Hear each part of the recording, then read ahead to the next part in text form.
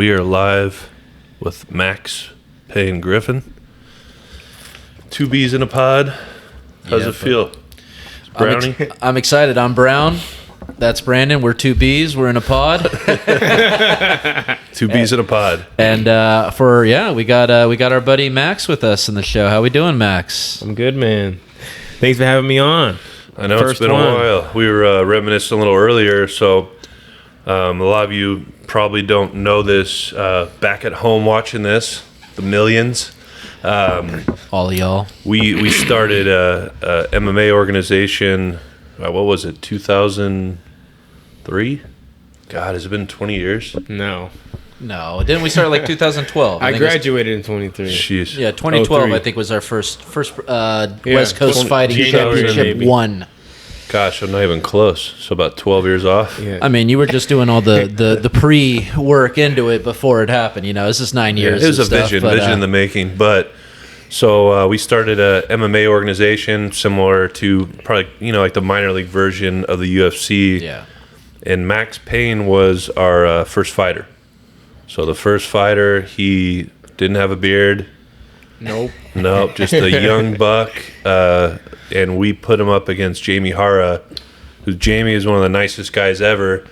But if you just look at Jamie, he looks like, he's got the devil on his throat. One of the scariest dudes ever. Easily. It says hate. Shout out to my sensei, Jamie Hara.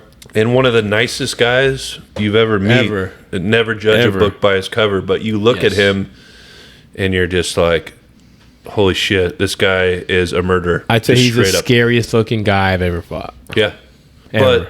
But the most respectful, the nicest guy. So fast forward 2012, James Irvin got me into the MMA.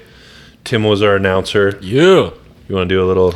Are you ready, ladies and gentlemen? So welcome. that's why his voice is so good. Oh, yeah. He kind of sounds like a strip club DJ right now. But Welcome to the main stage, Cinnamon, ladies and gentlemen. so James Irvin, he's the Sandman, big time guy in the UFC, big knockout artist.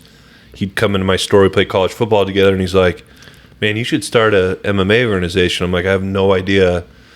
And reached out to two childhood friends, James, well, you know him as Head, James and Jeff. And James is like, "I need this, man, please." I think he was just married with his first kid. It was a newborn or something like that. Yeah. And he's just like, "I need this." And so we did it. And do you remember how I linked up with you? Was it through Mayor Noble? Or I don't know how we heard about you, but you only had... Was it how many pro fights at that time? 3 fights? 2 fights? Yeah, I was 3-0. So you were 3-0, and Jamie Hara at the time was like 32-6 or something insane. And I was like, gosh, how old was I? I was like 29, 30 years old, and I go to the commission. I'm like, "Hey, I'm gonna make this fight happen." I had no idea. I had no idea what Max could do. Didn't even watch you train. I'm like, this guy looks like a fighter though. And the commission, everyone agreed to it, and I didn't know I needed the commission's approval. Oh, yeah, we had to approve it. And they didn't. I had to prove that. You were worthy enough. Yeah. Wow. So they called me and they're like, "There's no way we have this beast at 32-6 who's going to fight this young kid who's 3-0." And they're like, "Absolutely not." Wow. And I'm like, all right, well, I got to convince them. Yeah. So I had to go through your karate background. Yeah, we had to get a bunch of my amateur stuff, all my amateur belts, all my my fights, and then I did martial arts when I was young, and showed the pedigree. I was a black belt under Mayor Noble, and we put all those stops, and they approved it. They let it slide. And then the best part was it was the main event. Your first main event, right? As a pro? Well, it was your second pro fight, so you didn't have too many opportunities. But it ended up knocking him out. And it made under a minute. Yeah, it made me look like, the best promoter ever. And the Nostradamus of the fight game over here, I was probably more nervous than you. Just like, all right, I got to make this happen. Yeah. They were like, "Hey, we're going to approve this fight," after showing him all this footage. Yep. But if it's bad, it's basically your ass. Yep. So, yeah, I think I was throwing up before that fight. Was it that fight? I was throwing up. I had no idea what I was doing. Yeah, I throw up too, man. So I throw up every time. Yeah. So fast forward, Max were you our first guy to go to the UFC? Or No, Feely was? Feely did. Yeah, Feely we were gonna fight. That's Me right. and Feely were gonna fight. Oh yeah, and he got pulled like a week before. Man, I always, still to this day, everyone asks me that. They're like, "Who wins that fight?" And I'm like, "God, I'm staying way away from that." That was the fight I was most looking forward to. That is the one that I am most sad that I never got to see happen. Like it's tough because I do respect both you guys. I think you guys are both amazing fighters, and I've gotten to know you over the years. But I'm not touching it. I'm right? not saying anything. Yeah. I'm not going to ask you how you would do in that fight, but No, I like Andre. Yeah. Well, here's the thing with that. It's like the weight difference. You guys are both phenomenal strikers, and that weight difference is huge. I'm staying out of it. He was a nut, though, for being down. Well, shout out to Feely, man. Yeah, Feely wasn't getting the call. Andre. And he was, he's like 10-1 or 11-1. And who's the biggest name in the region was you. Yeah. We built our organization around you. You were the first champ. Technically, I think Anthony Ruiz was, because he fought right before you. Technically. But you were our first welterweight champ. And so, tell us. I don't know. I guess go back. That was one of the questions I had. Like, what was that like? Because I was scared to even look at the guy. No, that was a really scary fight. Like I said, shout out to Jamie Hara. Much respect. And how old were you? I was young, man. I mean, we're talking 11 years ago. So 11 years ago. So I was in my. You're 25 now, 20s. right? Yeah, I was in my lower 20s. Yeah. I was young, probably like 24. I don't know, 23. But man, Jamie was all these stone cold knockouts, leaving everyone unconscious with their eyes open. Like the footage from those Rebel Fighter fights, Spirit Wolf. Had the bloodiest fight in Bellator with Jamie. Yeah, I remember so that. I didn't even want to watch these fights. I saw I didn't watch most of the fights until after, because just how intimidating his shit was. Yeah, dude. I mean, come on. Seeing him for years at Gladiator Challenge, he's been the champ around here. He's been the man for my whole young life. You know, when I was out there. So he fought at heavyweight, light heavyweight, middleweight. And I'd see him walking around. He's so scary. Yeah. Yeah, I'll never forget, because that was my first time announcing, right? So this is my first time going up to people like, hey, what's your record? Where are you from? All this stuff, right? And I'll never forget, I'm looking at this guy, and I've never seen eyes that were like that silver, that are piercing. And he's tatted up basically from, I want to say it's like forehead all the way down to toes. Yeah. There are tats all over this guy. He looks like he wants to eat you, it's scary. And I go up to him and he's like, oh, hey, how you doing? I'm like, oh, dude, you're like the nicest dude ever. This is awesome, and obviously it was tough because I'm meeting this guy before a fight, the timing wasn't great. And so I know you guys are like, in that mode, but he was still, professional enough. And, but yeah, man, what an exciting moment. I just seem to remember the whole house just going nuts when that punch landed. How do you feel when that happens? When you not only hit that person, but you hear the roar of the crowd? Or are you kind of in such a, adrenaline phase where you're barely even hearing that? That was such a big moment. That was like my launching point. I've had big fights, all of them, but that was like against all odds, against this guy that everyone thought was just gonna whoop me, and throw me on the ground. And even the commission, And I'm against the odds, baby. Went in there and knocked him out, and it was unreal. Like everything we worked, everything we practiced was there. Like, I hit him. Yeah, dude, it went perfect. It went perfect. And we had to try to kind of get out of there. He had a lot of fans there, man. They were pissed. They were trying to fight my people, and it gets. Won't be the first time. Yeah. Well, and the thing about Max, which I always respected, is there's so many fighters in the game. Hey, I'll fight anybody. I'll fight. And then you talk to their manager, and they're like, this guy's too tough, or every excuse in the book. But what I loved about you guys, you and Dave Marinoble, shout out to Dave Marinoble. Yes, sir. We got to put his link out there because he's battling. One of the best guys in the sport. So much respect for Mr. Marinoble, always treated me with respect from the very beginning. He knew I didn't know what I was doing. Yeah. But I'll always remember it. Just anybody. You're like, yes, I'll fight him. Like, no hesitation. I'd agree on money and all that, which is fine. That's business, right? When we said your part, but I feel we handled it pretty good. You let me make money in there. Yeah, so it was. Let me make my money. And it was one of those things where so many fighters I hear in the media, I'll fight anyone, anywhere. No, you won't. I lived it. I did it for 7 years. So many people don't want to fight. No, right? I was telling someone the other day, like, more guys don't want to fight. You'd be so surprised on how many guys turn fights down. Yeah, but more so. But I also respect. I'm not going in the cage fighting anybody. So it's one of those deals where like, all right, I get it. But you and Andre would go fight in the backyard. He would go fight in the backyard if someone challenged him. He'll fight anyone. I mean, he's about to fight you 2 weight classes up, and you were. Going through the whole region. So that's what I always respect about you. You'd fight anybody, and you really meant it. And Marinoble believed it. He like, only had me fight the best guy. Because the problem is when I'll never say names because again I've never been in the cage, right? But all these guys would get these scrub guys and like, oh, I'll only fight this guy, and then when they get to a real fight, they get whooped on. Yeah. So you get to the big stage, but then you get. Whooped on. So one thing I want to ask about you, it's great. Yeah, the knockout, it's a whole new world for you, right? We'll go to a kind of a dark time that I experienced with you.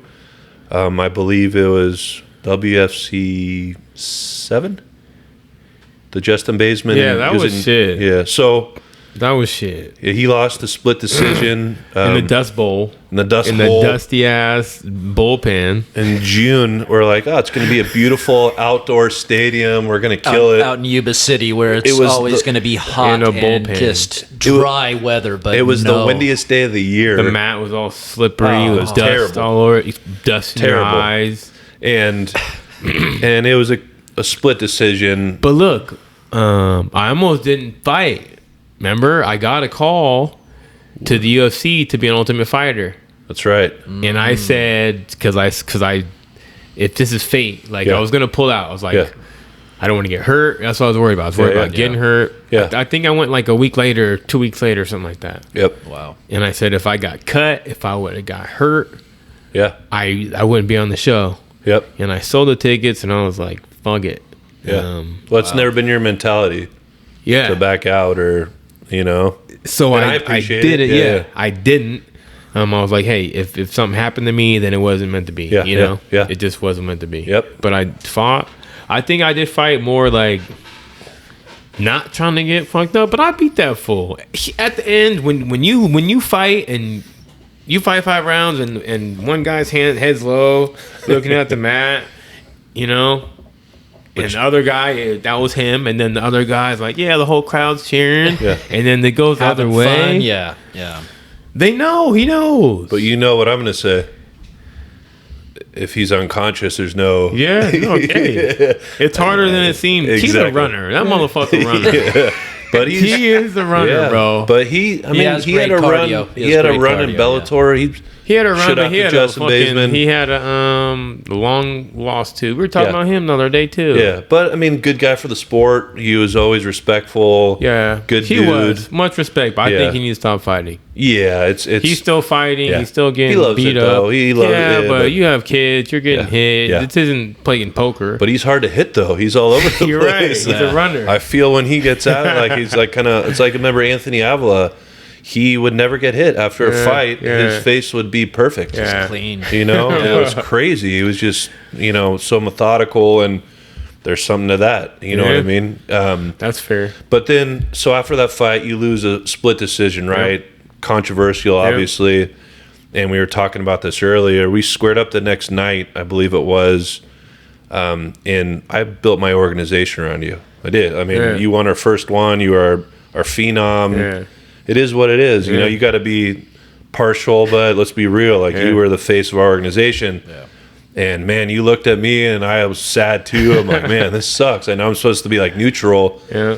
But I'll never forget that look, though. It was, I'm coming back and I'm going to whoop some ass, because there's two types of fighters that this is what and again, I've never fought, but I witnessed the scene, and I remember there's always two types of fighters. One that loses, their soul breaks, and they're never the same, and you'll never see them again. And there's guys that are just pissed and ultra focused, and will be right back. And you're one of those guys, Feely. There's a lot of them that, which I always respected. But I remember that moment, and we were in Citrus Heights. I'll never forget it.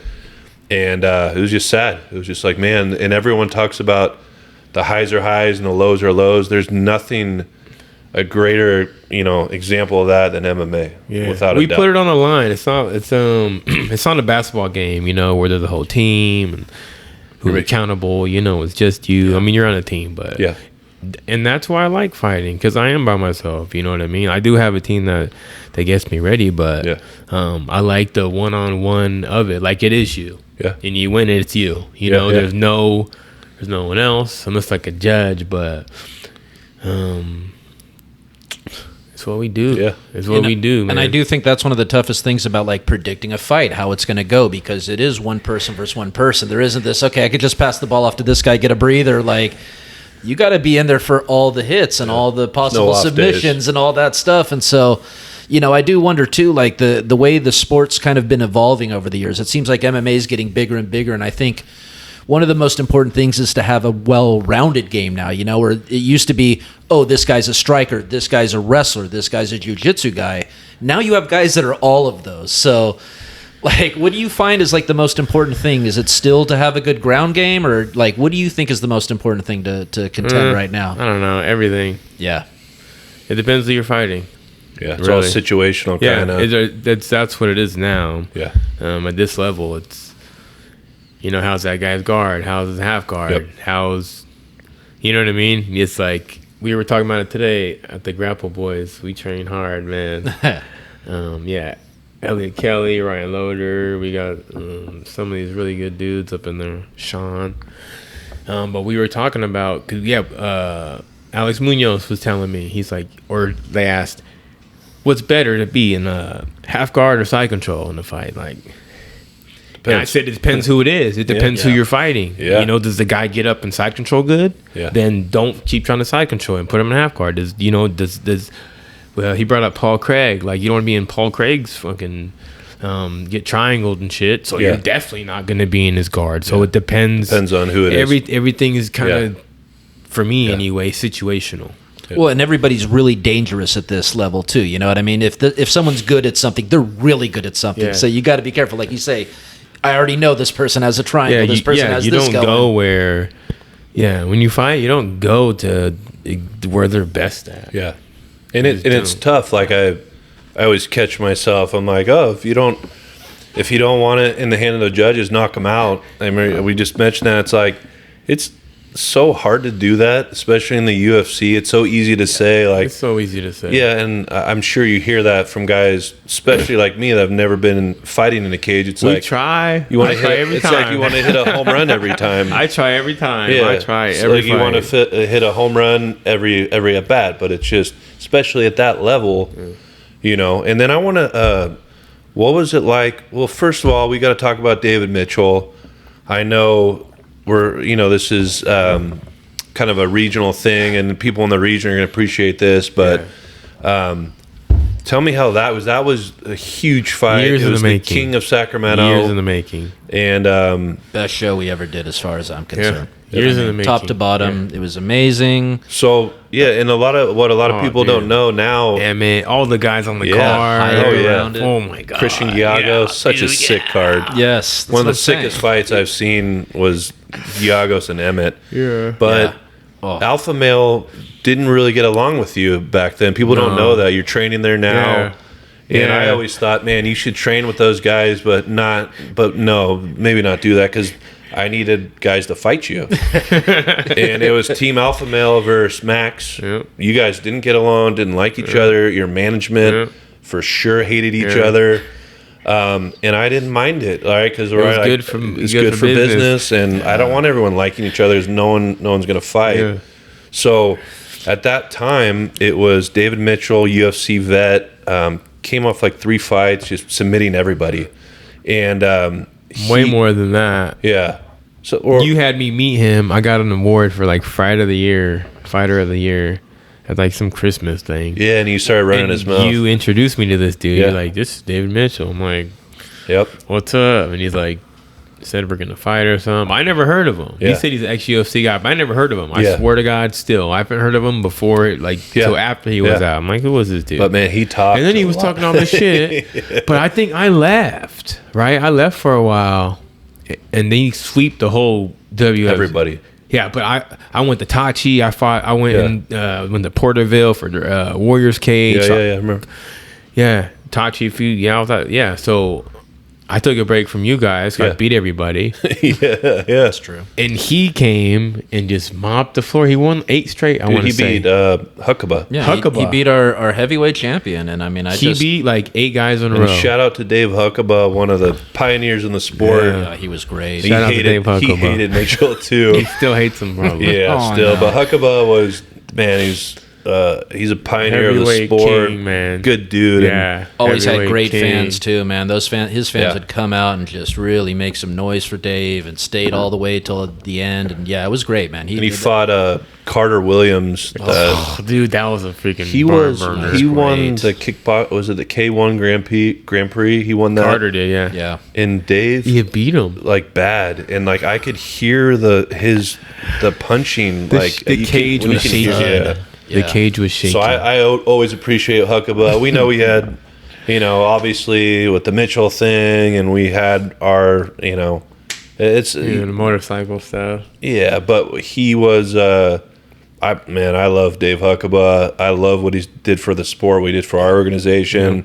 But shout out to Dave. But so yeah, Mitchell's rolling through everyone, right? 8 guys, dude. Everyone, all subs, all first round. Yeah, like and running his mouth. Yeah. Just talking all this shit. Yeah. And I mean, outclassing some people, if I'm being honest. Like, I saw a few of his fights where I'm just like, there was no chance, like he was just putting people in moves, and you could see they're like, I don't know what to do here, they were overwhelmed. And then the fact that he went toe-to-toe with the heavyweight, I was surprised by that. I thought for sure, he'd have to sub him out, like, real quick, but he did great. And so there was a lot of hype going into the fact that, hey, we got this guy, and we also... Don't forget about this other guy, this Max Payne Griffin guy that we got. Yeah, yep. And leading up to that, man, there was so much press, so much hype. He was talking shit, and I couldn't wait to fight him. Yeah, I think we had 2 media days. He just had to wait. Yeah, he just said, oh, yeah, he got roasted on these media days. I was in between you guys, and I'm like, man, these guys, they're going to fight right now. Yeah, those media days were great. Yeah, it was great. Yeah, and there weren't a lot of fights that we could have done that with, but with that one, I feel like we could have done 20. We could have just kept having media days like every week, and there could have been something more to say. The beef was real. Yeah, you didn't the beef was real. Yeah, like, it was personal, family. Yeah, and I'm sitting in between you guys. I'm like, man, and Dave. I mean, man, he said... But they all thought they'd beat me, Yeah. They all thought he'd beat me, and all my people thought I'd beat him, and I said I could beat him. Yeah. I was telling you I could beat him. Everyone else couldn't beat him. They're like, they're just not... Well, what I thought was... I mean, he was just rolling through everyone, right? It was like hot knife through butter. And your ground game at that time was... You were a stand-up fighter, right? Let's be real. Yeah. Like, you had some wrestling background, but that was your bread and butter back then. For sure. And so I'm like, well, if it goes to the ground, Mitchell. If it stands up, Max. Yeah. But it never got a chance to go to the ground. One of them went to the ground, but I mean, I just remember that, like, it was, I mean, that was an exciting time for me too as an announcer. There was only a few fights where I was like, okay, I feel like I got to tone it down just a little bit, right? Because it's so excited in this building right now. I don't want everyone to explode, but man, the energy was so big. And then I remember that first hit that dropped him, and it was just like, whoa! I mean, because it was, I want to say, 30 seconds in or something like that. That first hit, sooner. It was 4 times. It was 4 times under a minute. It was 43 seconds, so it was 4 times in 43 seconds. I mean, the last time is when he did the. So is that, like, obviously pre UFC? Is that probably was your biggest fight, even over the Hara fight? Yeah. Because that felt good. Because Jamie's a good dude. It wasn't like you. Well, he wasn't a good dude then. Right? But you know what I mean. No, I know. Yeah. But this was personal. But Mitchell was talking about your family. This was the whole city. Yeah. This was all of Sacramento was there. Yeah. This was packed. There was fights. Dude. It's crazy. Like, because it wasn't friendly. No. So there was thousands of both sides. Here's how I can tell when it's getting so bad that after you fight and it's still not over. That's very rare. Yeah. Because you can talk so much and then you locked in a cage, you work it out. That's what guys do. You work it out and you fight. Usually. When you still hate each other after that, like Keto Andrews, you don't like Keto Andrews still. Fuck that fool. I see him at Alpha Male sometimes. Yeah, so you still don't like. So there's still there's so much beef. You know what I mean? But let's fast forward to your call in the UFC. What was that like? Because we were all rooting for you. Like I remember telling Tim, I was like, I almost had enough with West Coast. Right? It was just so stressful, and I'm like, I just want to get Max in. I want to get Max in, and so we can just kind of, call it a day. We did almost 20 fights, 7 years, 8 years. Most promotions go like 2 or 3. Fights. Those were such good but fights. It was just like, there's only so much I could take. But I'm like, and once you got the call, I was like, all right, I got Emmett, Feely. I didn't do it, but they got in, right? And so when I heard that, I was like, finally. Yeah. No, it was interesting. I have an interesting story about how'd you get the call? Oh, were you fighting for me, or did we have a fight lined up? No, we didn't. Or you just beat I was Mitchell? Just pissed. Yeah, I was irritated because they kept saying, "Got to beat Mitchell," and you're in. Yeah, and then it was like, so we heard, right? Yeah. Whoever wins that goes to the UFC. And then it was, there's nothing for you. There's nothing for you. More time. Blah blah blah. They just keep putting you through these hoops. Yep. Well, it's management and. Dave didn't have a bunch of guys in the UFC at the time, and Alpha Male controlled all the UFC. So I'm like, maybe he's being blackballed a little bit. I don't know, maybe. But then Emmett was, what was he, like 13 or 11-0? Yeah, and he just got in at that point. Yeah, but I kind of actually quit that day in my mind. I'm like, you know what? I'm tired of jumping through these hoops. Yeah, it's not worth it. Yeah, I told my girl, I'm like, fuck this. Like, if I'm just gonna. I'm good at what I do. How much energy I put into this, I'll put into something else, some business or something, some of my own thing, and kill it. Yeah, I'm not gonna just fight these lower guys. 'Cause I was the best guy, so everyone I fought was like trying to take my shit. So yeah, I remember being at the gym, and I got taken down.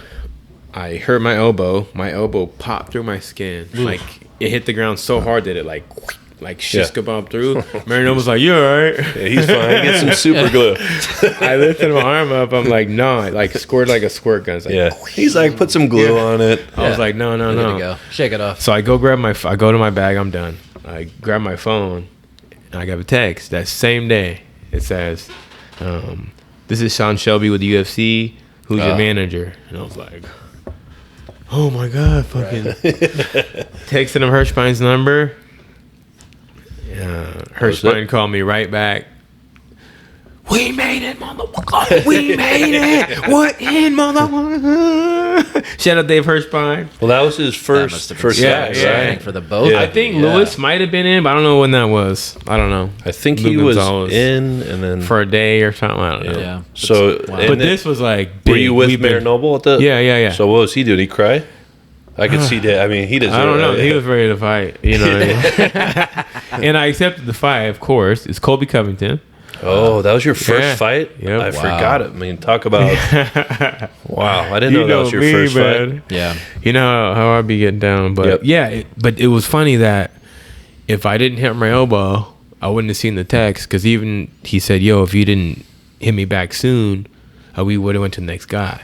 Oh. So I wouldn't have seen my phone until like 4 hours later when we train. We don't get done until late at night. This was like a half hour in the training. Yeah. So like shit's meant to be sometimes. Yeah, exactly. But yeah, I got that call, and then. And where was it? Was that in East Coast? That was UFC 202. Conor McGregor, Nate Diaz 2. Wow. That was your first fight. Yeah, a circus. Where was that at? In T-Mobile Arena when they just built it in Vegas, dude. It was It's kind of like the West Coast fight. It's similar to our fight. Yeah, same kind of vibe. Same kind of crowd. Prepared me same well. everything. Prepared me well. Yeah, you know what you're doing. That's awesome. And then obviously tough fight, right? Yeah, tough fight. I lost the third round. What was he ranked at the time? I don't know, Top but 10 probably. But yeah, I did the best against him. Anyone's done shit since other than Usman. I dropped him. I almost Kimura'd him. I stuffed some takedowns. Like, I did good. And so, yeah, I know what I need to do, buddy.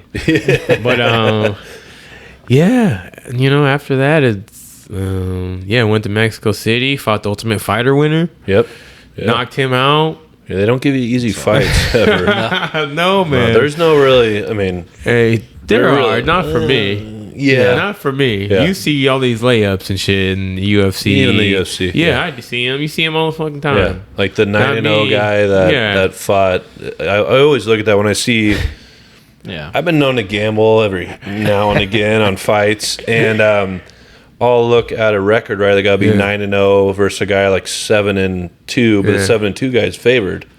And I'm like, how's a guy not? And then I go look at the 9-0 record. See and who they're fighting. It bothers me. I get like pissed when they say like 0-12 was his first opponent, 0-17. And like they're not like that's how the guy I'm fighting now. Is easy. I'm fighting a guy, Mike Morales. July 1st. He's 14-0, but his first 10 fights were little Mexican dudes in t-shirts. Yeah, and that set up the cage. That's happened. That's how it looks. Well, that's how it's happened. I mean, I remember when they build these guys, that's what happens. Yeah, and I when never you fight a real guy, you're gonna get fucking buried. Yeah, July 1st. July. Where's it at?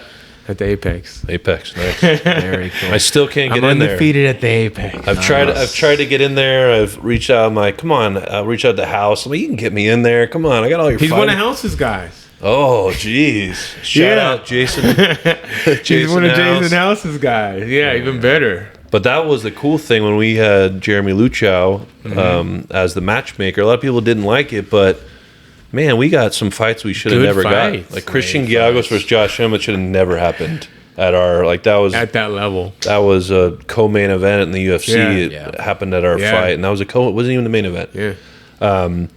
But yeah, I see that all the time. I'm like, it's whoever puts on those fights, the commission, or even if it's tribal, it's like they got to put a stop to that, or not even count it as a win. Or I've always thought about doing, I think we talked about this, like grading someone's record, if that makes sense. They do that on do they do that already? Tapology, or not Tapology, Fight Matrix, maybe, okay. or one of these other ones. I'm sure they've done it. Yeah. Like what if it's a legit 10-0? Exactly. You know, I wouldn't even count those. Remember that guy? There was like some UFC guy that came in that was super goofy. Yeah. He was like foreign, and everyone was saying that his record was fake. Yeah. And he got one in there and was like hella goofy, got his ass whooped. Yeah. And he got cut like that day. Yeah, I think I remember that. But all of it came out. Yeah. Like all his record was a lie. Like. Yeah. I mean, you've seen, we have local fights here that 5-6 years ago, I'm not going to say the organization, I'm going to throw them under. Those were bad, dude. Gladiator Challenge. Gladiator I'm not going to say the name, Gladiator Challenge, but I would see these guys, and I would legit see the guys set up the cage. I seen Henry Cejudo at Gladiator Challenge. Yeah, and they would fight the guy that set up the cage. Yeah. And then the guy would lose. This is not made up. He'd fight another guy. Yeah, you'd fight another guy on the same night. His teammate. Yeah. And get there's that one guy. Yeah. I forget, he was fighting in basketball shorts. He was the tribal guy with the big. He's like 38, but still props. I'm still 0-0. Never been in a cage, right. But 0-38. Like, it's just why that fight should never happen. You know? No, you're right. You're right. But I think they shut a lot of that down. Yeah. Maybe not. I mean, they're still kind of doing it, but not like they were. Yeah. I feel like when. You know, there was guys hella excited. Dude, I'm fighting. They're letting me fight. I'm like, for you, fighting a guy with sponsors. Oh yeah, tattoos, muscles. Yeah, he goes out there, knocks him out with one punch. Yeah, climbs on the cage. Yeah, I was never a fan of that. His pants. I'm like thinking, and then they think they're like the baddest ass. And then they get re-out. But those are the guys that never want to fight anyone good. Yeah, exactly. They won't fight a legit fighter. They won't fight a guy that's. Because they know. It's more challenging. They know. The only guy... I know what happens, but what do you say? What do they say? He's a tough out? He's a tough opponent? Oh, like when I approach them? What do the managers say why the guy won't fight that guy? So what they would say to me was, you have anyone easier? No, they would make up an excuse. They would say, "Oh, I got family engagement," or they would just cancel that date. Yeah, that guy. Yeah, and they would like, "I can't wait to get on. I'm ready. I'm training." I'm like, "Okay, I got so and so on the date and time." Like, it'd go dark. Yeah, they wouldn't respond. I'm like, "Okay, you don't." So I stopped dealing with any of those guys. I only want to deal with real fighters. Yeah. I had some guys that we had to fill in. Last second, like guys like Mike Ryan, that literally saved our ass many times. That someone get injured, he would just fight for us. Yeah. But I tried to set up. My goal was like the Mitchell and your fight was, whoever wins the fight goes to the UFC. I want to get like 3 of those on a card, and that was cool. And but yeah, it was a great experience for all of us. We were fans. It's awesome to watch it. And, totally. And then what other question you said? I was going to say that one thing I was going to say is like kind of what you're talking about with like the guys like Mike Ryan, who was one that I was thinking of too, who was willing to always fight. Doesn't matter, and so that's how you get these 0-19 guys that are still taking on actual fighters. They don't care. They're in there. They want to fight. They and I do think that more often than not, they think they're going to get that win in there. This is going to be the day that I'm going to do it. I don't know if Mike Ryan ever thought that. He was like 2-4. He wasn't. He was enough to where the commission approved it, but they're like, I got to give Mike credit. Mike always showed up to our fights, and he was ready to fight. I just wish, I remember one time talking to him afterwards, and he goes, I remember this story. I actually put in some training this time, and I go, I hope you're doing that every time. Like you're fighting some professional guys in there. Like I don't want you going in there after you were just like, hanging out like at a bachelor party and just going in. But yeah, dude, he fought. If I'm not mistaken, Mike Ryan fought Emmett. Was that not like early in his career? He would step up and fight anything. Like we would just be like, "Hey, we got this guy." Fought Emmett. All right, I'll do it. Pretty sure fought Emmett. Yeah. When Emmett was like 3-0. Yeah, that's dangerous. And I'll be transparent. I said to Josh, I was like, "Dude, like, don't kill this guy." Yeah.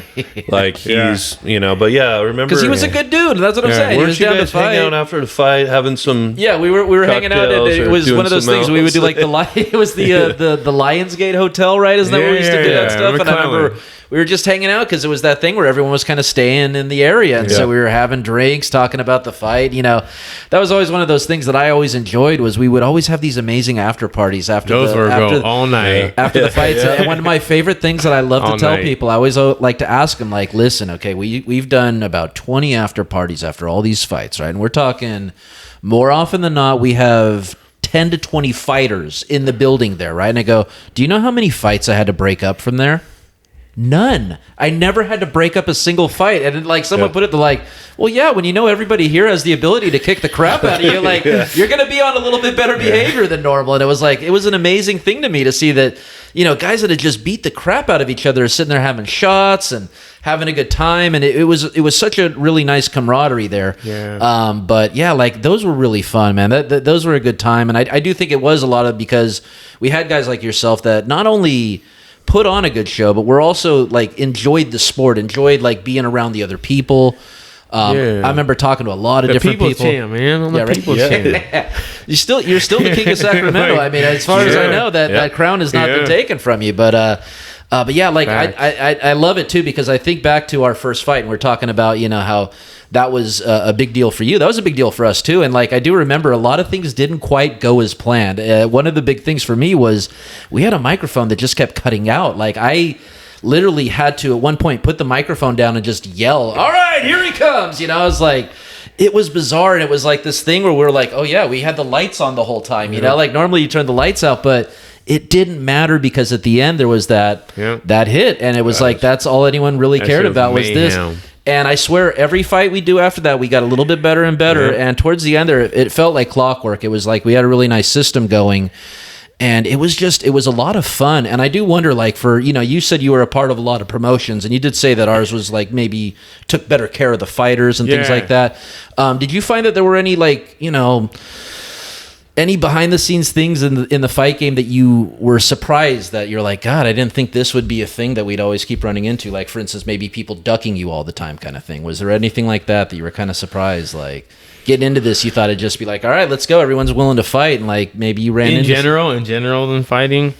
I mean, I don't know, man. We just fought. You know, we always tried to fight the best guys. Marinoble always said, I want you to fight the best guys. Yeah, first guy I fought was freaking, my first whole fight, I fought a guy 2-0 in Oregon. Mm-hmm. He had 2 fights with 2 punches. Went out, punched the guy, 1 punch, knocked the guy out. Yeah. Next punch came out, knocked the guy out. That's the guy that I put me up agained. Marinoble's like, yeah, let's fight him, you know? I love Dave. So I He's went to crazy. fight him. Yeah, and knocked him out in like 30 seconds out in Oregon. But that's the mentality you got to have. Yeah. Like, people don't have it. Yeah. I hear people say, I don't want to fight that guy. Yeah, he's kind of tough. I don't want to. Yeah. Like, if you can't be like that. I feel I could beat anyone in the world. Like, you have to feel like that. I'm not going to say anyone could beat my ass. I'm not going to say it. Yeah. I don't believe it. I'm not going to say it. I'm not going to say it. There's always a way to fucking win. Existence, too. Yeah, but I'm not going to accept words are powerful. it. Yeah, I'm not going to accept it and say, oh, yeah, that will beat my ass. Like, you fucking pussy. Yeah. Right. Have you... so how many... You should feel like you should be able to beat everyone, though. Yeah. Like, you should feel like you should be able to get your game plan, do your shit, do your move, and fucking beat them. What are you doing there if you don't know, if you don't think you're going to win? Or if you think if you're trying to tiptoe around guys and turn fights down. And how many fights do you have total in the UFC now? How many has it been? 15. Jeez. 16. What's your overall record? 19-9. 19-9. And then you've had like 5 or 6 of those being bullshit ass split decisions. I was there. Yeah, I saw a lot of them. I've only got like beat once. Yeah. Colby. By Colby, yeah. Like beat. Yeah. The worst one was it Thiago Silva in Brazil? Oh my God. Dude. That was... But here's the question I have for you. I've talked to a lot of fighters about this. So why don't the UFC have their own judges, right? Yeah. That they train, that they're legit, that they know they're not morons. They're saying that could be. But it's the UFC. I know. They're saying that could be like a biased. How? Who the UFC wants to because win. Then Dana White could be like, hey, we want make sure. But it's better than what's happening now. But like I think they should have more judges. They have 5 I like judges. how PFL scores. What do they do differently? PFL score is good. They have, I think they have live scoring. Live, like you know what the scores are. Yeah, I like that. They have an AI score. Yeah, it's cool. Yeah, like cool. that judges, and it's fucking right. But why don't they have judges that? And then they have everyone. Then they have each guy, every announcer score. They have the people score it from home. Yeah, like it's all combined. Yeah, and that's cool. Who wins, not just. These 3 judges. Yeah, but I don't want the people at home. We don't know what we're doing. That's cool. But I feel like they should create a league, like umpires, right? Like a league of judges, right? Yeah. And they're like, well, it's different states. We'll get them sanctioned in every state. Shit, Sal D'Amato. Oh yeah, clown. Some of them are terrible. There's a lot of them that are. Even the guy, there was like a guy who did Bellator. Yeah. I forgot what happened. It was a big like thing. Yeah, he let someone do something, and then he went to UFC, and then said Patty won against, and changed the scores and shit. Like there's no like accountability though. Like he still lost. Yeah. You know what I mean? It's and Dana gets pissed. I see him the post fights, and I'm like, do something like I got paid against Neil Magny. I fought Neil Magny fight before last. I won the first 2 rounds. He won the 3rd round. Yeah. And they gave him the fight. Yeah. Because they were talking about how he was 1 fight away from beating George St. Pierre's record for most fucking welterweight. With bullshit. It's politics. Yeah. But they came right after Mick Maynard. It's like, hey, Max, me and Dana thought you won. We're going to pay you your win money. It's awesome. That's cool. I like that they do stuff like that. So we did that, and I'm like... Cool. So does that make it worse for me? You know, is that well? There's got to be some accountability, and like the fight in Brazil with Thiago. Yeah. Like that was terrible. It was not even. It wasn't even close. No, and he would same thing. Hands down, head down. We're all in there like yeah. Didn't win a single round. Like it was crazy for them. It was terrible. I won on. I think it was 29 out of 31 news, like MMA news seasons, those two were Brazil, and those two companies were Brazil. That's why UFC and the two judges were Brazil, and the guy from England that said I won. Yep, they got to take it over. It's better than what's happening now. Take it over, train these guys, have a head guy, have accountability, and have these guys go have them get suspended and shit too. Yeah, if you mess up on calls, you're out for a month. It's easy enough to grade. Okay, say like look at a fight and then say how would we have done this, and then look at their score and be like, well, what the hell were you watching? Or good job. And then you incentivize that. You actually give benefits to the people that did a good job. They get more money. They get better, in the spotlight. And you have good judges. Idea. I mean, to me, that makes the most sense. They're supposed to have meetings and stuff. Like Jim's on a thing, We're gonna coach Jim West. Yep. He's on like a committee thing for the judging and all. He gets on these calls after fights and he does all this shit. But like, I don't know, man. Something needs to change. Or maybe we're having Ed Montague come out, Matteo. Oh yeah. So we're from San Mateo. Anytime someone's from San Mateo, we all Matteo. Ed Montague's been he was an umpire for 30. Oh, dude, MLB baseball, like 50 years. And now he oversees the umpires. It'd be interesting to get his take on what's happening in UFC. So there's like a main judge guy. He oversees all the umpires. Like if you're screwing up, you're calling a strike and it's not a strike, they get punished. Well, why can't we do something like that? That's what I'm saying. I do think that's going to be right here. You heard it here first. That's the movement. We're starting the movement right now. 2 bees in a pod. We're starting it. Yes. But no, accountability. I think that's a big thing because, like you say, you guys are putting so much into these fights. It's messing up people's things because look, Neil Magny was number 9. I would have been number 9, and it messes up your money for the next fight. Exactly. And then you get fucked out of your money. And here's another thing that I want to bring up, which as a former promoter, I hate it.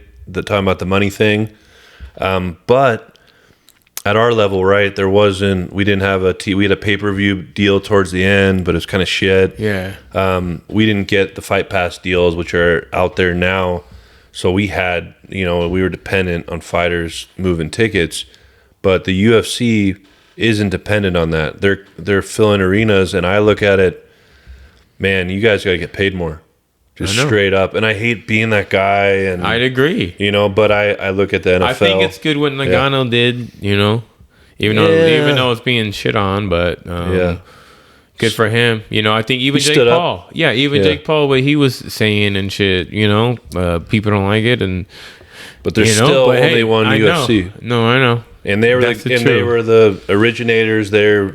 Without the UFC, there is no other PFL, But all right, you got to there's no reason for a guy like you. How many years it's been in the UFC? About 7 years, I think I was looking at it. It'll be 7 years. It'll be 7 years. So you're a vet. You're more than a veteran. You're in the thick of it. You're a veteran, right? Yeah, I'm a vet, and you need to be paid for sure accordingly. There's veteran minimums in almost every league, and I don't want to ask how much you're making now, but I know it's probably... Yeah, after a fight, I make probably 150. Which is great compared to West Coast Fighting Championship. But when you have an NFL guy or an NBA guy making $5 million a year sitting on the bench cheering, there's something that has to give. I like how they're giving the main event guys big money, pay-per-view. Those guys are making money.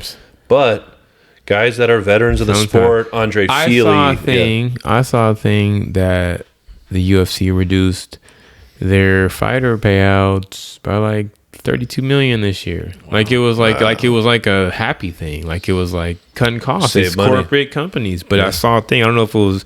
I didn't fact check it, but I saw it 2 days ago saying that they cut down $32 million or something. But at the end of the day, they are the man. They are. So what can you do? You're just kind of. You can go to Lance Palmer, right? One of the best wrestlers of all time, right? Collegiate wrestlers, Ohio State, 4-time All-American, I believe. One of the best wrestlers to ever walk on the face of the earth, right? Yeah. I know Lance. I'm sure you met Lance. Yeah. And he decided to go World Series of Fighting, and the PFL turned into PFL twice, didn't he? He's driving Lambos. He's.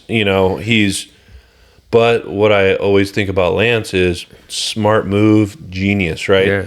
But I always wonder, man, how would he have done in the UFC? You know? Yeah. But it's either two things. You want to get paid or your legacy but I want you guys to have both, but it's tough. It's like there's only so many Conor McGregors. There's only I know that. I think a lot of it is now, since it's not like that, you have to go get it. You have to use your brand. You have to use your name. But you shouldn't have to. That's what it is. So. Yeah, you shouldn't have to make gummies. You shouldn't have to. You know what I mean? I agree. Yeah, you shouldn't have to do any of that. But that's just not what it is. Yeah, it's a shame. You know what I mean? It's a shame because that's like a pipe dream. You know what I mean? Yeah, honestly. But it's like you've made it, and you've stayed around 7 years. Yeah, people get out in like 1-2 years. Yeah, you should. It's short, and you need to get paid. I agree. Just straight up. Yeah, like you should be making $500,000 a year minimum. Yeah, you know, I don't understand it. The money's there. It's like a game. Do they have it to pay? Yeah, that's the thing I don't understand. Right. You know, and there's a guy. I don't know if you heard of a guy named Darren. He's out. He used to work for World Series of Fight, and he was starting the World Fight League. He was making some waves. He's trying to get some investors, some Saudi investors, and that's what he wants to do. He wants to basically create the NBA model into the MMA, which is genius. He's going to create teams. You know, like that's cool. How we have Sacramento Kings. Yeah, they had that, but not like 500 million back in it. You know, so sure. you can root for the Sacramento, whatever they are. And when someone leaves, someone else comes up, and there's it's a year contract, right? So I like that idea. I'm gonna probably have Darren on the show to talk about it because it's a really cool idea. He was with Ariel Helwani talking about it. He's a good friend of mine, but it's like you need that Saudi, that oil money. They're trying to get like 500 million. Yeah, and when that happens, there could be some waves, but it frustrates me because I saw your grind. For sure. And it's amazing, dude. 150 grand or 100 grand, whatever it is a fight, that's sick, you know. But it's not sick compared to what a guy on the bench in the NBA is making. For sure. And he's not doing shit. Yeah. You're, fighting. You're two guys locked in a cage. A guy trying to kill you, the best in the world. Yeah. So I know everyone talks about it, but it's bullshit. Like you should be making, Yeah. But it's the life I chose. But it's still cool you made it. For every story like yours, there's Mike Ryan stories, and there's people that washed out and didn't make it. And I was talking about that too, like how many guys I've been with in my career and who was beside me, or guys that were on my card that we even thought were gonna make it, and then didn't, or they got knocked out once, or they lost a bad fight, and then they're just done. And they're making shit money. And then they're done now. They're not even making anything now. At least you're 150 grand a fight is not shit money, right? Yeah. It's great money, but it's not. In the whole scheme of things, it's way underpaid. Yeah. Well, and I think what it comes down to more than anything is the UFC is really the organization that does have the staying power. I know that it seems to me that a lot of these other guys will jump to another organization and right away they will pay out like, okay, we want to get this big name in here for this event.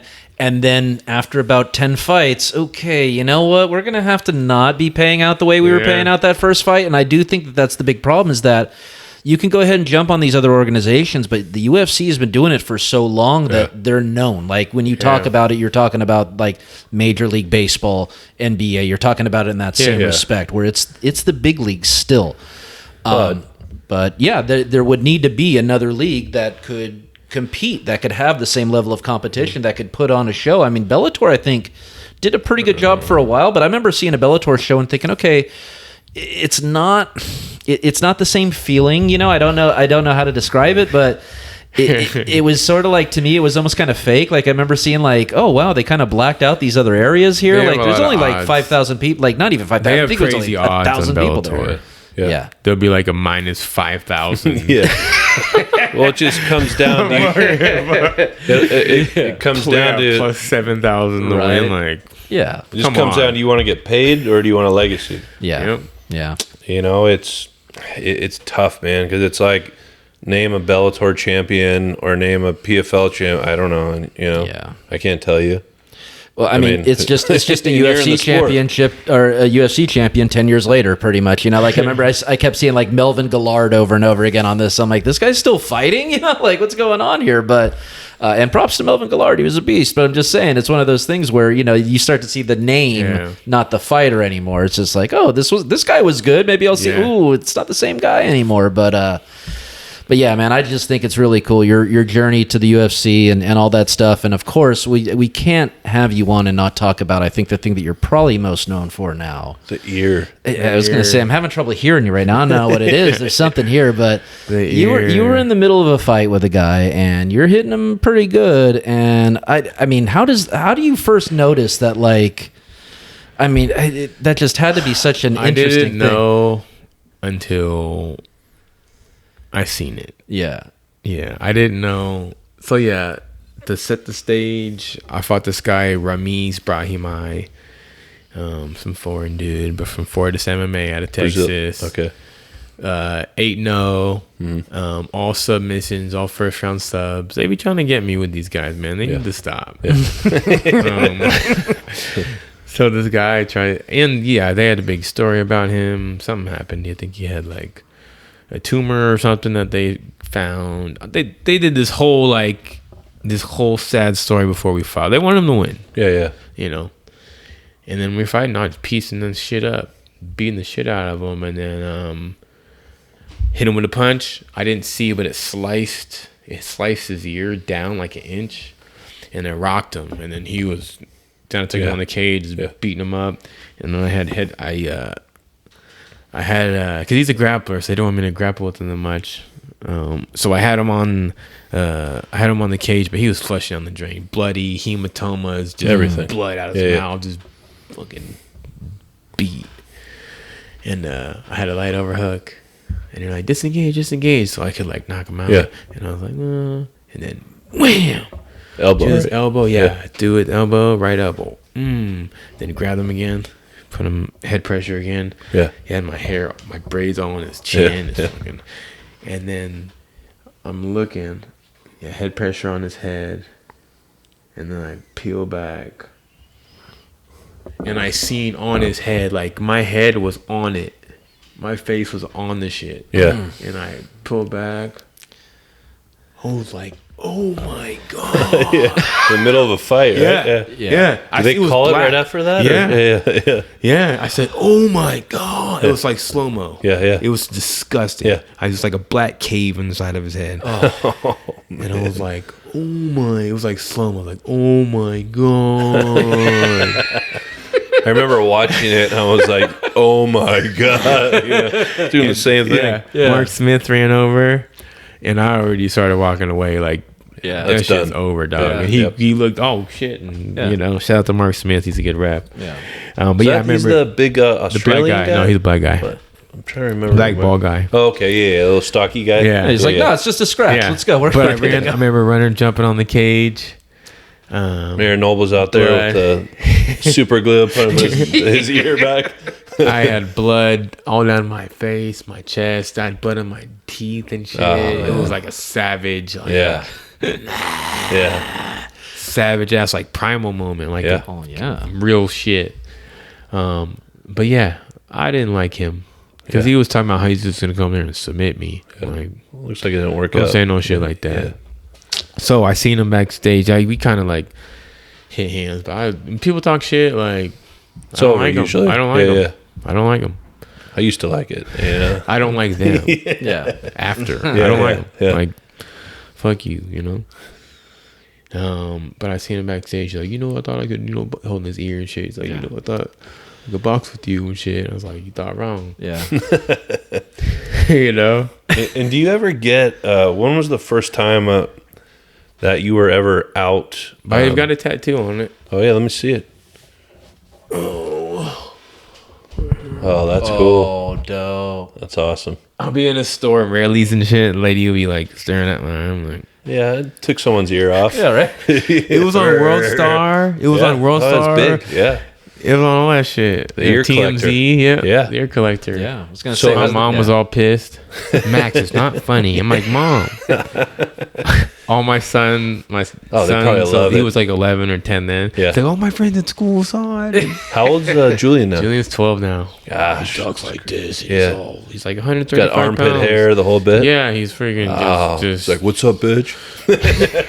no, none of that. Well, not to you, but you None know of what I mean? that, yeah. That's crazy. He's got a It's a trip, dude. He was, I remember him, just a little guy with the belt around him. Yeah. How He was does, born. So what When he is? was born. How does he feel at school? Is he? Well, here's the thing. I always wonder about the sons of athletes. Right? Yeah. He's got a lot of pressure. Right? Yeah. Because his dad's like. That's what I figured. Taking off years. Right? Yeah. Has he excelled at anything, or does he want to be a fighter like his dad? Or He's went through those stages. I see it on Instagram. Yeah, he's playing basketball now, but he's real smart. He gets honor roll every year. Awesome. Straight A's, good kid. But yeah, he's on the fighting shit, but he's not a fighter. Yeah. He's been in it. He's been in it when he was born. Yeah, I was yeah, fighting. yeah. So like, yeah, that picture, yeah. Yeah. Remember that? Yeah. When he was born. So like, he's been in the gym for years. His whole life he's been. But he doesn't have that same. No. Well, he's got it too easy. Yeah. I know. We were always talking about that. Yeah. I know. It's a lot better than my life was. Yeah, you got the chip. Well, tell us, what's your upbringing like? I mean, it wasn't I don't want to too get bad. too personal. Yeah. But I mean, it wasn't too bad. you have to be. My a little dad bit, did leave though when I was 13, and that's when I did start getting in trouble. So that's like, but earlier, I mean, I did martial arts. Mm-hmm. Yeah, I did martial arts when I was young. What was the first martial arts that you started? It was Bok Fu. Bok Fu, Yeah. So is that why Marinol was so special? He was like a dad. Yeah. So Marinoble was there, but Marinoble was a fighter then. He was it. fighting then. Yep. I didn't even talk to him much. We like competed against his school and shit. Yeah. And so your dad, he pieces out 13, and you have a chip on your shoulder, right? Yeah. Like F you, dad. Like. Yeah. And did you channel? What I didn't like, like my mom worked full time to like not 2 jobs, but the job from the morning to the night. Yeah. Well, she had to now. Yeah, she had to. Yeah. So I was the man of the house. I was with my cousins. We were doing all kinds of shit. My brothers, I raised my brothers. Yeah. They were three, or Michael was 3. Yeah. And Alex was 11, So I was the man of the house for freaking, still am. Great. You know what I mean? Did he 13 on. When you got at the UFC level, was he one of those dads of like, oh hey son, like did he try to creep back in, or like what was the? I wonder. He kind of creeped back before that. But he did want to come, but it wasn't like that. But it was weird though. I didn't see him. Listen to this. I didn't see him. Yeah, he was gone with some chick in Davis and shit. We were living in a fucking apartment, all of us. He was in this fucking fat fucking house with a tree in it. On a golf course and shit. Anyway. Oh wow, I didn't know that. Yeah, that makes it a little worse. Yeah. So he wasn't struggling. No. Yeah. We were though, Yeah. But yeah, we had to do. But where was I going with that? You said you didn't see him. So yeah, we didn't see him, didn't talk to him. But I didn't like he didn't see my brother. Like I was fucking fuck you. Yeah. Michael. Yeah. He's waiting at the window. He's fucking. How old was he? He was like 3 or 4. Oh man. Can only imagine. 10 years younger. So I was 13. He was 3. Yeah. You know what I mean? And brutal. So that fucks kids up. Yeah. It does. Just being a dad, I wanted to be the best dad ever. Yeah. Take care of him, give him, probably spoil him too fucking much. So it's my fault, but it's what it is. So you said he didn't see him. So I didn't see him. Yeah. So I didn't see him for years. Mm-hmm. I'm on the fucking Ultimate Fighter in the hotel. Vegas. It's like Palace Station. Yeah. Palace Station. Yep. Yeah. I don't see him for like 5-6 years before this. Yeah. My mom goes, yo, your dad's in Vegas. I'm like, really? Yeah. He's like, yeah, give him a call. I call him. He's in the same fucking hotel. On purpose? No. Wow. No way. I swear to God. That's wow. wild. I swear to God. I swear on everything. And so you're on the Ultimate Fighter. Yeah. And does he know that? No. He doesn't even know I you're don't on talk the to Ultimate him. Fighter. Wow. So how does that conversation go? It's like, me too. It's Ultimate Fighter tryouts. It's Ultimate Fighter tryouts. Yeah. Yeah, it's Ultimate Fighter tryouts. Ultimate Fighter tryouts. But the weirdest, I mean, I didn't make that up. The chances of that is impossible. Did you see him? Did you go eat? We went and ate and had a clam bake, or not clam bake, but they have those pots, those fucking oyster fucking things smacking. But yeah, I met some girlfriend he was with and him, and we like kicked it around. Have you ever had the talk like, dude, like what's the deal? Yeah, we've talked. We've talked. And it's different, probably different when you talk to him. It's way different now. Yeah, but no, I mean, it's different now. I mean, I'm a fucking grown man, and I've been a grown man for a long time. But still, I have kids. No, I know. Yeah, that's still... No, we've talked. We've said it all fucking straight, you know? Yeah. And does he go to your fights and stuff like that, some of them? He has, He's supportive and shit. Yeah, he's supportive. And, I mean, I squashed all that shit. I mean... Everyone makes mistakes, you know? They do, and I put it like this. Like, if you did that, like... You got to live with that. Yeah. I would never just leave my kids and fucking how good a dad I am. Like, I couldn't even imagine not answering a call and like doesn't make sense. Disappearing for years. Yeah. You know what I mean? That's horseshit. So if he did that, that's on him. But it made me be the best dad. Yeah. You know, I look at it like that. But yeah, he's he's around. He's cool. He's doing the shit. He's in LA. Yeah. And then, I have no beef or anything. Like if it didn't happen how it happened, I wouldn't be how it's happening right now. Yeah, that's cool. And then, so now you're on what's July 1st, and what's the goal? The goal is the belt, right? The goal is to make money. But now you don't care about the belt as much? No, really? I don't. 'Cause that used to be your thing. Like, I want to be championship. It used to be. No, I don't give a fuck. Yeah. But maybe that's when it's going to come. Yeah. You know? Money. Right? Yeah. I want money. Fuck that belt. I should have been ranked for fucking years. I beat all these motherfuckers. Like, fuck it. It's politics. Yeah. I'm here to beat people's asses. And when I always wonder with professional athletes, Tim and I were talking about this. I don't know if we talked. It was... When was the first time you're walking around and they're like, "Oh, hey, that's Max Griffin. Can I get an autograph?" Like that still probably doesn't get old, right? Or is that? No, it doesn't get old. It just how gets prevalent is it? It happens like every day. Someone probably says something. Yeah, but like you're out at lunch or somewhere. If I'm out somewhere, people say some shit. If I'm like a public but it's different because there's different kinds of people. There's people that just stare. Mm-hmm. There's people that like mean mug trying to kind of figure it out. I'm like, you fucking got a problem or something? Like, get Max, you know? Yeah. There's people that like come up to you. So there's so many different styles. I don't want to bother you, but are you Max Payne? Yeah. And can you give me an autograph, take a picture, sign this? And I don't want to bug you, but do 3 things right now. No, it's so funny. They're greedy motherfuckers, though. There are some greedy ass. Dude, can you sign like all this shit so I can sell it? Like, fuck off. Yeah. Yeah, no, it's so funny you talk about the mean mugging because something happened similar. I was working at a restaurant where Dusty Baker's there. He's a former manager of the Giants, right? And so I'm looking at this guy and go, wow, he looks just like Dusty Baker. And I'm like kind of like studying him like he could be a total lookalike. And then he looks at me and I'm like, oh, crap, it is him. And I know I made this just gnarly face at him and I'm like, I can't go approach him now. I gotta just leave him the hell alone. But I can see that how someone's going like, where do I know this guy from? Like studying your face and you're just like, dude, what's going on? Do you want to fight me, kiss me? What's going on? You're like, what are you doing? Because they're Googling, they're probably like, is that him? That might be him. I thought it was you, you know. Yeah, that's cool though. It's cool though. A lot of the kids, I do a lot of stuff at schools and shit.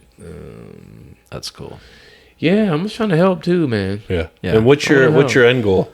Like, what's your after fighting? So I know you think about. Yeah, I want to do. Yeah, for sure. Like keynote, like public speaking stuff. I really enjoy telling my story, and I like talking to the kids when they're pure. When my son Julian, I've always been involved with the school. Mm-hmm.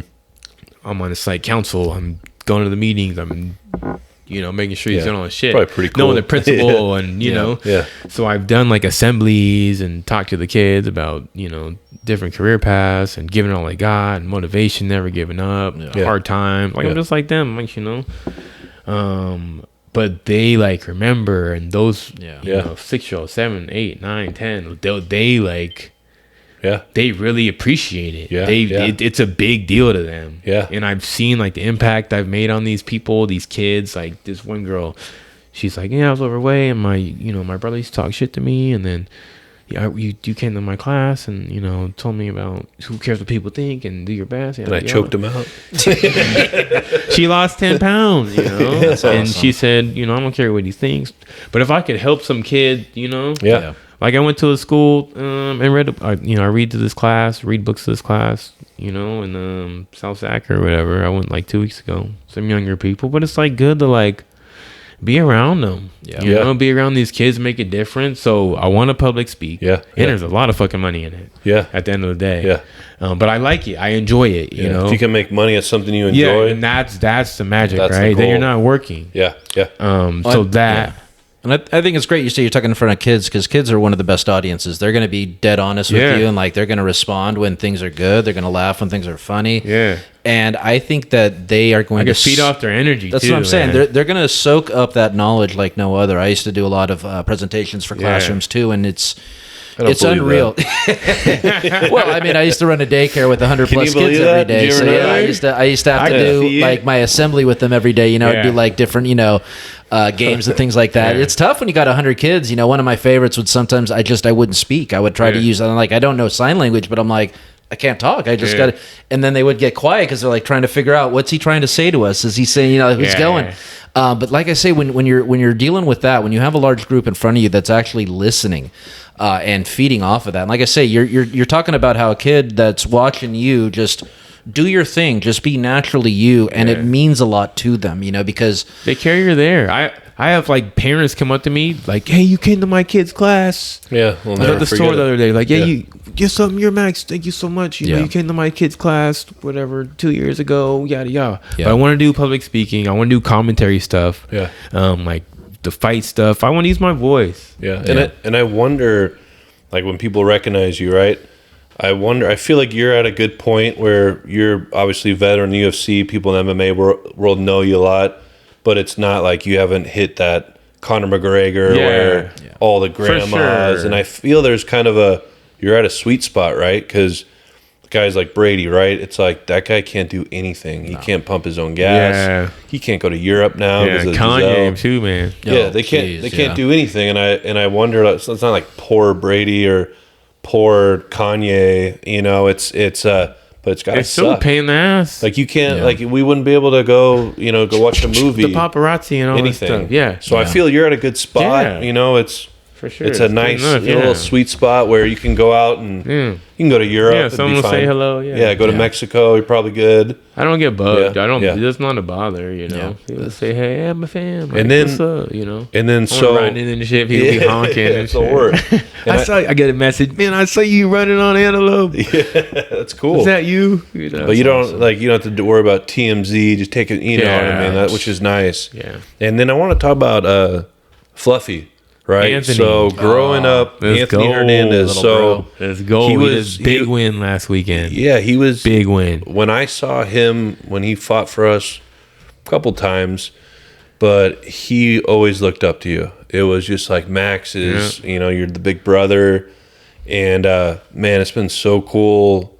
I mean, he's one of the. I was training with them today. What is he ranked now? I was training with them today at Game Fit. What is he? I love that Game Fit guy. That guy's intense. It makes me want to run a mile every time I watch him. Even Tim. Oh wow. Yeah, not quite. Gonna put the nutty buddy. Makes you want to watch someone run a mile. Okay, today was really bad. Maybe a half mile. Maybe a 20-yard sprint. But well, what a cool story, right? Yeah. And, I'm so proud of him. Like what happened? I'm so fucking proud of him. Yep. What happened to his dad was really sad because his dad didn't get to see him get the call, right? Yeah. I know they were really close too. But he is killing everybody. Yeah. Literally, and he doesn't even watch UFC, doesn't even care. His interviews like, I don't know, I don't care. Like, I don't care about anything. Like, who am I fighting next? I don't care. Yeah, he doesn't. But he is tough, and I attribute that to training with you all those years. Yeah. And Mayor Noble, and he was with Mayor Noble, right? Is he still? Yeah, he was at Dana Moore's season with the Mayor Nobles. Now he's at right. He's made that MMA gold. Okay, but does he train with Mayor Noble at all? Sometimes, once in a while. Not much as he did, but and so he's got to be ranked what? He's probably number 16. He's close. He's close got to be in the top 10. He's not. He's not. Jeez, what more? He's got what? 4 in a row. Oh, and like decisive wins. Yeah, like 3 finishes. Yeah, but it's what a cool. We're gonna get him on here. Yeah, that should be an interesting interview. I love Fluff, man. Yeah, he's my little Mexican brother, man. Yeah, I'm so proud of him. Like really, he is. Like so proud of him. Yep. Yeah, he might fight in Paris. September 9th. He's like, I don't care. I'll go to Paris. He don't care. He really don't care, and he can't beat anyone. Yeah, I'm looking forward to him. Like, I'm like, 100%. we'll be here. Yeah, I'll never forget the first time he fought for us. He was a amateur. And I'll never forget that, the music's coming on. I see a guy walking down with the belt, and I'm like, okay. And then I see another guy walking down with the belt. There were 4 different dudes carrying these different belts, and I'm like, he was like an amateur, right? Yeah. He's the number 1 amateur in the U.S. He had every belt. That. Yeah. He was, and then I remember seeing him fight, and I go, oh, I understand why this guy has so many belts. Yeah. He's a beast because he's big, he's lanky, but he's like, it seems like he's a hard guy to get stuck into his spot. You know what I mean? He never seems like he's panicking. He just seems like he's a dog, man. Oh, he's relentless. Yeah. Who did he lost? Was it on? I think it was King of the Cage, or did he lose at my card? No, not your card. No, it was King of the Cage. Those. It was King of the Cage. It was, but it was a WC. Big black dude. Yeah, I remember that. And I knew that, brought him down a little bit. But ever since then, he's. Yeah. No, he's fucking crushing, man. All right. Crushing. Well, I know we're getting late. Yeah. And you've had a long day, but we appreciate you coming out. We really do. We love you. We love watching you. And is there anything any plugs you want to give out? How's that work? Do we do the plug thing? I don't know. Yeah. Or follow you on Instagram. What's your Instagram? Yeah, follow me on Instagram, Max Payne Griffin. That's on Twitter. Follow my YouTube channel. Buy your gummies. Yeah. Buy my gummies. Buy my CBD gummies. I'm also coming out with some rosin gummies. Nice. A collab with Hash and Flowers. Shout out to Hash and Flowers. And if you see him, please ask him for 10 autographs minimum. But have him sign everything Tim, you got anything to say? Anything to close us out? I think just thanks again for coming on out and being a part of Two Bees in a Pod here. Hopefully we took good care of you. And thank you, man. No, shout out everyone listening. Shout out my fans, my supporters, my family, everyone that fucking fucks with me, man. I have a big group, man. Big army. I have a Max Payne army. Yep. Like we really do. Like people really fuck with me. Like they do. Yeah. And let's get really the belt and the money. Let's do it. And the legacy. Let's do it. Triple threat. Let's get it. Let's do it. All right. And one last question. If Feely and you were going to fight, I'm just kidding. All right. Yeah. Well, thanks for coming on. We appreciate you. For sure. Thank you, Mr. Griffin, Mr. Payne. Yep. I'll reach across as well. There we go. All right. And we're out. Thanks for tuning in. Yep. We're out. Stingers out. Stingers out, Timmy. What's the buzz? What's the buzz? What's the buzz? 2 bees in a pod. All right, guys. See you next time at the Hive.